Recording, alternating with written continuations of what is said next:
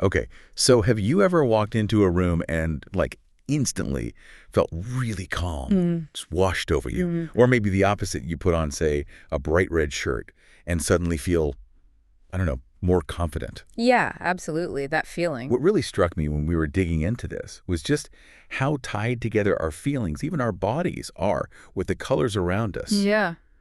It's color psychology, right? In action. It really is. And what's amazing is just how much it's going on all the time. You know, colors aren't just there to look nice. Right. They're actually sort of talking to our brains, shaping how we feel, pushing us to do things, often completely under the radar. And that's exactly what we want to get into in this deep dive. We're going to explore how these different shades, these hues, affect how we think, how we feel, even the choices we make. Yeah. Think of it as maybe a shortcut Yeah. to understanding this really powerful force. It's just always there. And it connects to so much. I mean, color psychology, fundamentally, it's the study of how colors hit our behavior, our mood. And it's not just theory, right? It's used everywhere. Marketing, designing rooms, branding, even in hospitals and healthcare. It's really practical stuff. We kind of know instinctively, I think, that warm colors like red give us energy and cool colors blue calm us down. That's the basic idea, yeah. But what really got me is that it goes deeper than just a feeling. It actually affects our bodies. Can you tell us a bit more about that connection? How does that even work? Right. Well, that's the key question, isn't it? How deep does it go? And studies have actually shown, yeah, color can physically change things. Your heart rate, blood pressure, even how well you remember things. Wow. Like, they've seen people are more productive when they work in blue rooms. Okay. And think about hospitals. They often use that pale green on the wall, Yeah. right? That's very deliberate. It's meant to calm people down, reduce anxiety. It's a measurable thing, not just, I feel calmer. A measurable physical response. Hmm. That's incredible. Not just subjective. Okay, so maybe we should dive into some specific colors because it feels like each one has its own kind of personality, its own power. Where do we start? Red's a great place to start. It's a real powerhouse, Yeah. sometimes called the fight or flight color. Right. So beyond the obvious links like love or power, it actually speeds up your heart rate, makes you more alert. So marketers use this strategically. Oh, so. Well, think about fast food restaurants, McDonald's, KFC. They often use red. It's thought to actually increase appetite. Get out. Red increases appetite. Yeah. That's wild. And, speaking of red, I've heard that story about red cars getting pulled over more often. Is there anything to that psychologically, I mean? Or is it just like a myth? That's a classic one. Well, there's no hard scientific proof, like a definitive study. But some researchers think red, because it's so stimulating, so attention-grabbing, it might just unconsciously register as more aggressive, maybe, or just stands out more. So perhaps it does lead to a bit more scrutiny. It's tapping into that sort of primal urgency red has. Okay, so red activates, grabs attention. What about yellow then? It's next door in the spectrum. Does it bring a different kind of energy? Maybe something more mental? Yellow's interesting. It definitely stimulates mental activity. Creativity, too. It's often linked with joy, optimism, and, grabbing attention. But it's tricky. How so? You need balance. Too much yellow, especially over large areas, can actually backfire, make people feel anxious, restless. There's even research suggesting babies cry more in rooms painted bright yellow. Wow, okay. So even happy colors can have a downside. I think I've felt that restless thing in really bright rooms myself. Does that track with yellow? It does, yeah. So if we're looking for something genuinely calming, grounding, Yeah. where does blue fit in? Blue. Very different vibe. It actually does the opposite of red. In some ways, it can lower blood pressure, slow your breathing. Yeah. It promotes feelings of trust, loyalty, peace. It's probably no surprise it's the most popular color worldwide, generally speaking. Makes sense. And here's a fun fact. Facebook is blue. Yeah. It's not just about trust, though that helps. Apparently, Mark Zuckerberg is red-green colorblind, and blue is the color that stands out most clearly to him. No way. That's a perfect example of picking a color for a specific reason, even if it's personal. Okay, what about green?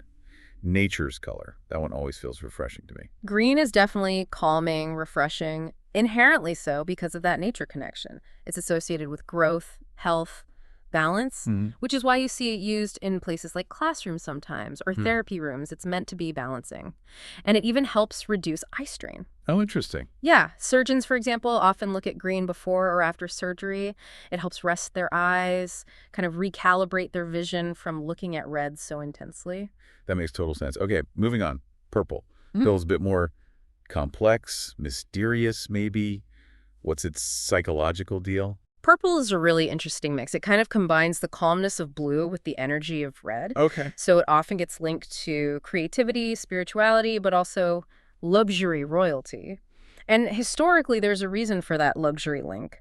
Purple dye used to be incredibly rare and expensive. Ah, Only kings and emperors could afford it, basically.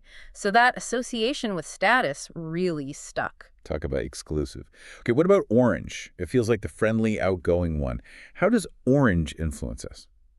Orange is definitely cheerful. It's that mix of red's energy and yellow's optimism. It radiates friendliness, confidence, enthusiasm. Yeah. It's really good at drawing attention, which is why you see it used a lot for things like sale signs or those click here buttons online. It just sort of pops. It shouts, "Look at me." It really does.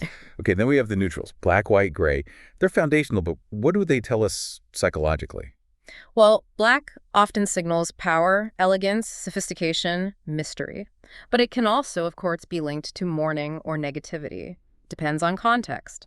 White is generally about purity, cleanliness, simplicity.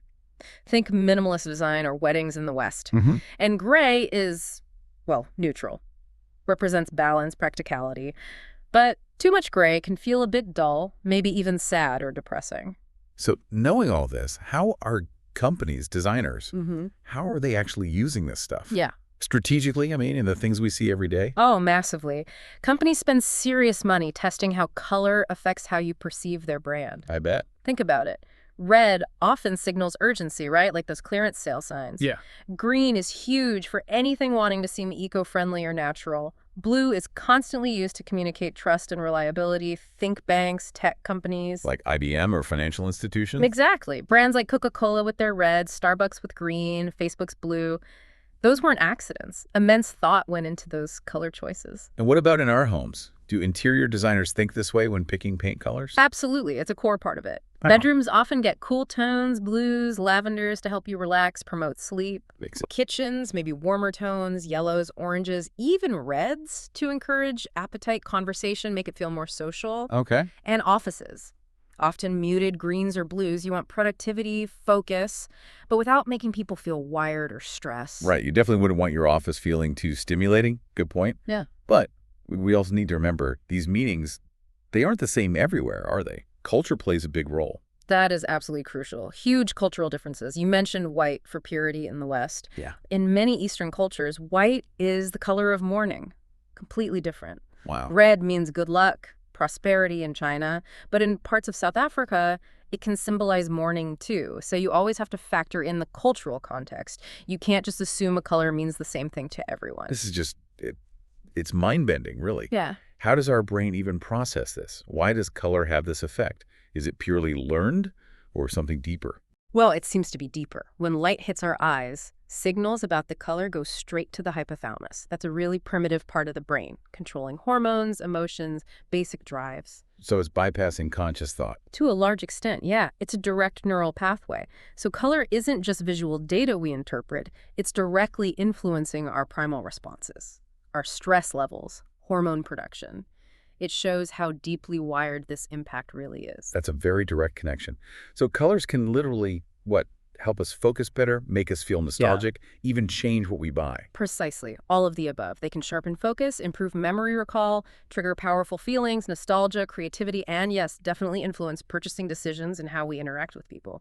That's why you see color used so deliberately in things like color therapy, in education environments, even trying to prevent crime. Some places paint certain areas in calming colors, hoping to reduce aggression. It really is fascinating just how deep this all goes. So I guess to wrap up, color isn't just something visual we perceive. Not at all. It's psychological, it's emotional, it's cultural. You could even say spiritual for some connections. And its strategic use is just woven into everything around us, often in ways we don't even consciously register. So maybe the takeaway for you listening is, next time you're choosing a paint color for a room, or deciding what to wear, or even, I don't know, picking a color for a logo, just to pause for a second, think about how that color might make someone feel. Because, in this world that's so full of sights and sounds, sometimes just one single color, one hue, it really can shift an entire mood or change how you see something completely.